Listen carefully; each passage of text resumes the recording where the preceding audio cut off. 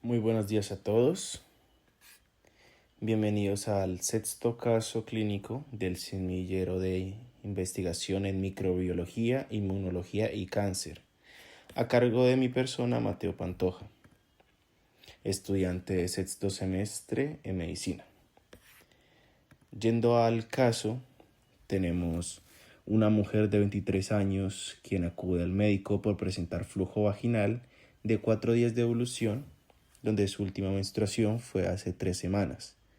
Hace 12 meses fue diagnosticada con tricomoniasis, por lo que ella y su pareja recibieron tratamiento con un antimicrobiano. Es sexualmente activa, con una sola pareja masculina y utilizan preservativos de forma inconsistente. Su único medicamento es un anticonceptivo oral combinado, el cual ha estado utilizando durante los últimos 4 años. Se muestra una tinción de Gram del flujo vaginal, donde la pregunta es, ¿cuál de los siguientes es el microorganismo causal más probable? A. Neisseria gonorrhoeae. B. Gardnerella vaginalis. C. Haemophilus ducreyi. D. Klebsiella granulomatis. E. Chlamydia trachomatis. F. Candida albicans. O G. Treponema pallida. Yéndonos a la pista, tenemos que la tinción de Gram evidencian diplococos Gram negativos intracelulares, el patógeno responsable de una infección de transmisión sexual frecuente. Ya yéndonos un poco al análisis del caso, vemos que el flujo vaginal por sí solo es un síntoma inespecífico, ya que puede presentarse en gonorrea, clamidia, candidiasis o vaginosis bacteriana, tal cual nos menciona en las diferentes respuestas. El antecedente de uso inconsistente de preservativos y la tricomoniasis previa aumenta esta probabilidad de una ITS, pero tampoco definen por sí solos el diagnóstico.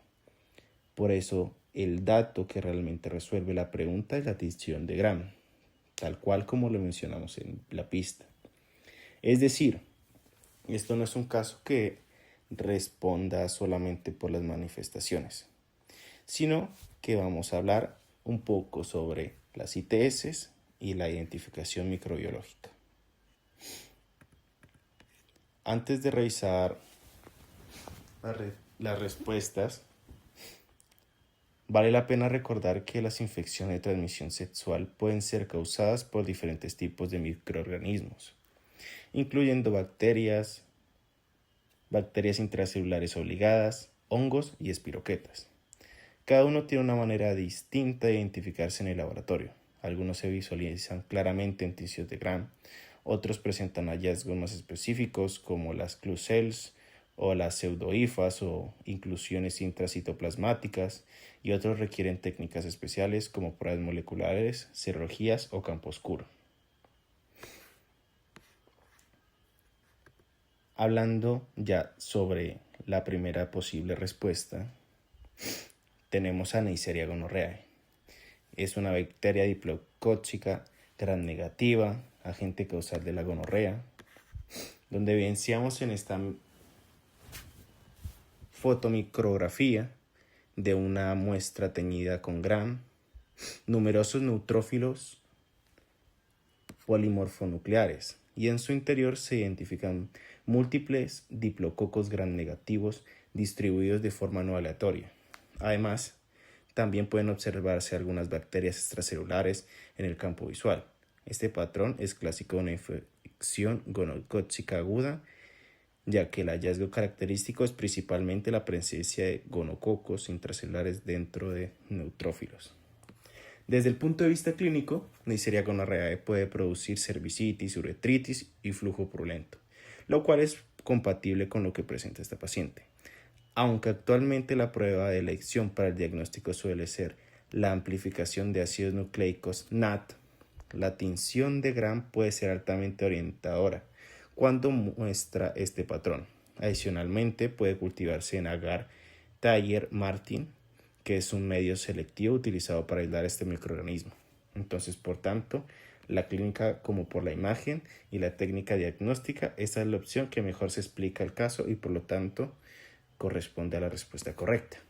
También vamos a analizar las diferentes posibles. En segundo lugar, tenemos a Gardnerella vaginalis, donde es una bacteria cocobacilar gran variable asociada a vaginosis bacteriana. En esta imagen microscópica, el frotis vaginal se observan células epiteliales escamosas con los bordes mal definidos o borrosos, debido a que se encuentran recubiertas por numerosos cocobacilos adheridos a su superficie. Este hallazgo corresponde a las llamadas clue cells, que son prácticamente el sello microscópico de la vaginosis bacteriana. Desde el punto de vista diagnóstico, el cuadro se apoya en los criterios de Amsel o en la valoración por puntaje de Nugent, la tinción de Gram. Clínicamente suele presentarse un flujo vaginal homogéneo y olor característico a pescado, pues además vamos a evidenciar inflamación intensa o exudados purulentos. Entonces, aunque Gardnerella vaginalis sí puede producir flujo vaginal, el problema aquí es que el hallazgo microbiológico del acceso no corresponde a clue cells ni a cocobacilos adheridos al epitelio, sino diplococos gram negativos intracelulares. Por lo tanto, podemos descartar esta opción. Con respecto a Haemophilus ducreyi, esta es una bacteria cocobacilar gram negativa asociada a chancroide.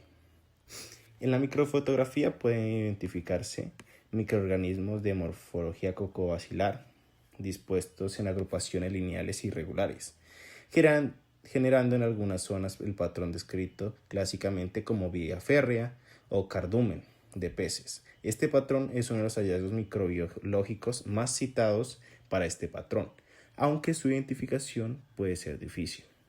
Diagnósticamente no siempre es sencillo aislarlo en medios habituales, por lo que con frecuencia se requieren medios de cultivo enriquecidos o pruebas moleculares como PCR.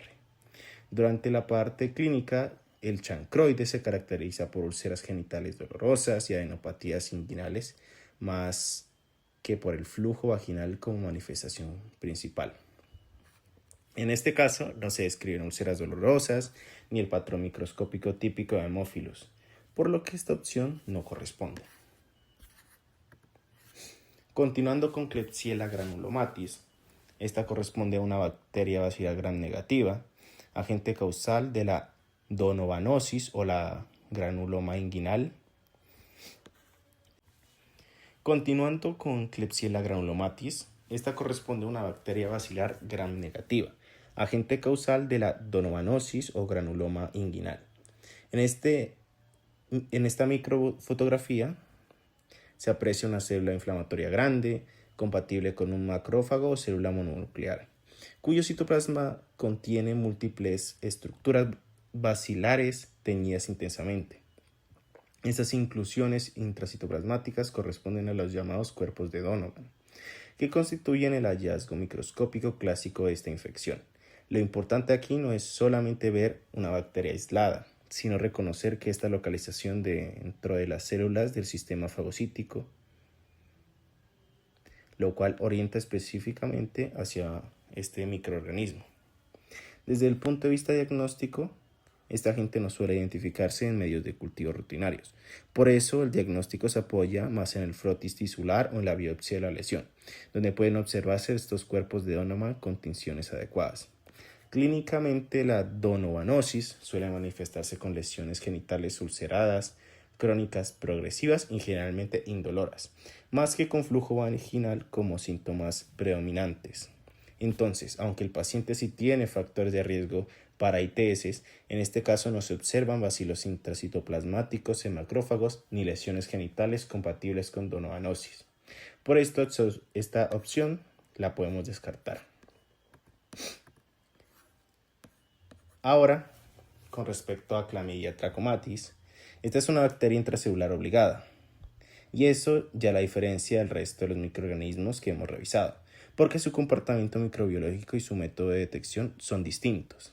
En la imagen vamos a observar células epiteliales con inclusiones intracitoplasmáticas redondas, de aspecto relativamente bien delimitado y más densas que el citoplasma circundante, Estas inclusiones representan el proceso de replicación intracelular del microorganismo y constituyen un hallazgo clásico descrito como preparación citológica o tinción especial.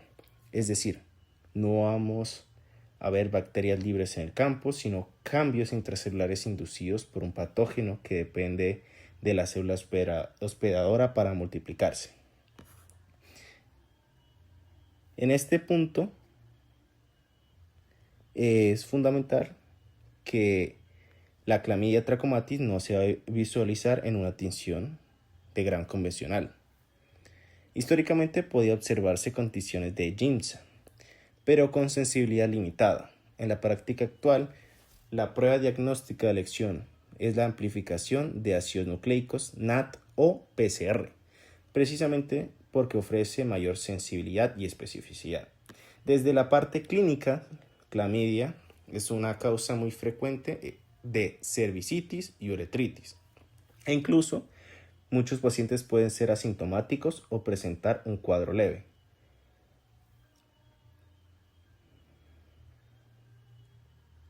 También puede producir flujo vaginal o exudado mucopurulento, por lo que inicialmente podría parecer una opción razonable dentro de los casos. Sin embargo, pues la correlación con la diapositiva y con la pregunta hay una diferencia que aquí vamos a ver unos diplococos gram negativos intracelulares y pues esto no va a corresponder básicamente con clamidia. Entonces los hallazgos microbiológicos nos permiten descartarla. Hablando sobre Candida albicans, esto ya no corresponde a una bacteria, sino a un hongo levaduriforme.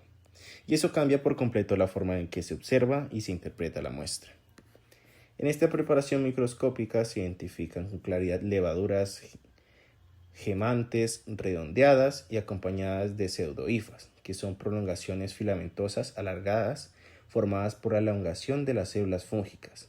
La coexistencia de estas dos estructuras es importante porque permite reconocer que no se trata de células aisladas, sino un patrón sugestivo de cándida.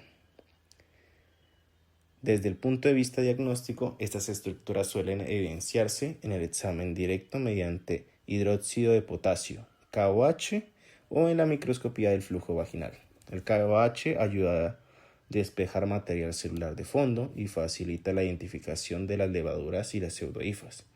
También puede realizarse cultivos en medios especiales, pero en un contexto clínico habitual el examen microscópico directo suele ser suficiente para orientar el diagnóstico. Clínicamente, la Candida albicans vulvovaginal suele producir prurito intenso, ardor, eritema vulvovaginal y flujo blanquecino espeso, muchas veces descrito como grumoso. Entonces, aunque comparte con el caso el síntoma de flujo vaginal, el patrón microbiológico es completamente distinto. Aquí no estamos viendo levaduras gemantes ni pseudohifas en la muestra del caso, sino diplococos gram negativos intracelulares. Por tanto, Candida no sería causa más probable en este caso.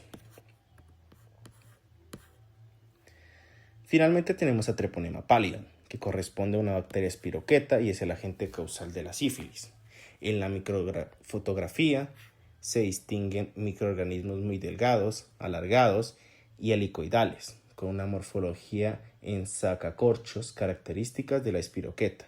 Lo importante aquí es reconocer que no solo son bacterias finas, sino que también tienen una disposición ondulante y espiralada, muy distinta de las morfologías cocácea o basilar de otros agentes infecciosos.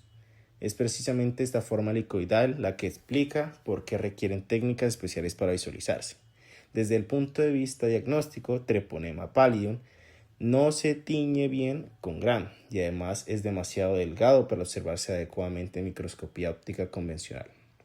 Por eso, su identificación clásica se realiza mediante microscopias de campo oscuro, en lesiones tempranas o mediante pruebas serológicas, que en la práctica clínica son las más utilizadas. En cuanto a las manifestaciones clínicas, la sífilis primaria suele presentarse un chancro indoloro, firme de bordes indurados, acompañado en ocasiones de adenopatías regionales. Más adelante puede evolucionar a fases secundarias y tardías o fases terciarias con manifestaciones más sistémicas. Ahora bien, en este caso no se describe una lesión ulcerativa indolora ni una imagen de espiroquetas, y además el dato central de la pregunta es una tinción de Gram con diplococos gram negativos intracelulares, hallazgo que no corresponde en absoluto a treponema, por lo que también vamos a descartar. Finalmente, en esta diapositiva les traigo a resumir las principales manifestaciones clínicas de cada uno de estos microorganismos. Entonces tenemos que en Neisseria gonorrea puede producir cervicitis, uretritis y exudado purulento. Gardnerella vaginalis se asocia a vaginosis bacteriana con flujo de olor a pescado. Haemophilus produce úlceras genitales dolorosas. Klebsiella se relaciona con donoanosis y lesiones crónicas indoloras.